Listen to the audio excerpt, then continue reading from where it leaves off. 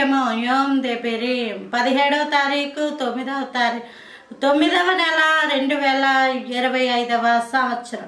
మన దేవుడు ఇస్తున్న చక్కటి మాట యెషయా గ్రంథము 54వ అధ్యాయము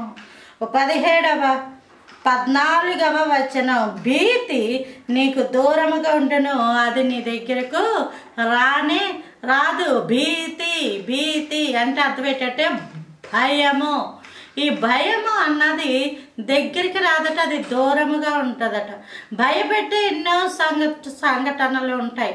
అవి మాట్లాడుకునేటప్పుడే ఎంతో భయం. అక్కడ ఏదో క్రూరమైన జంతువు ఉందని మాట్లాడుకున్నప్పుడు భయం, దయ్యాలు ఉన్నాయని మాట్లాడుకుంటే భయం, అక్కడ ఎవరో చనిపోయారని మాట్లాడుకుంటే భయం.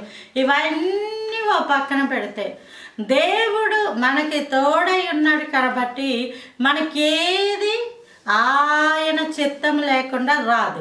భీతి నీకు దూరముగా ఉంటుంది. ఎప్పుడు నీవు జీవగ్రంథాన్ని పట్టుకొని దాన్ని చదువుతూ సెల్ ఫోన్లో కాదు జీవగ్రంథాన్ని చేత పట్టుకొని చదువుతూ, జీవగ్రంథంలోనే జీవాన్ని చదువుతూ, వాక్యాన్ని చదువుతూ, సజీవుడైన యేసయ్య పాదాల దగ్గర నమస్కరిస్తూ మోకరించి ప్రార్థన చేస్తూ ఉన్నప్పుడు నీకు గొప్ప ధైర్యం ఉంటుంది. అదేంటంటే దేవుడు నాకున్నాడు, దేవుడు నాలో ఉన్నాడు, దేవుడు నాకు తోడై ఉన్నాడు అనే ఒక గొప్ప ధైర్యము నీకు భయాన్ని రాకుండా చేస్తుంది. అట్టి కృప దేవుడు అనుగ్రహించును గాక. Praise the Lord. ఆమేన్.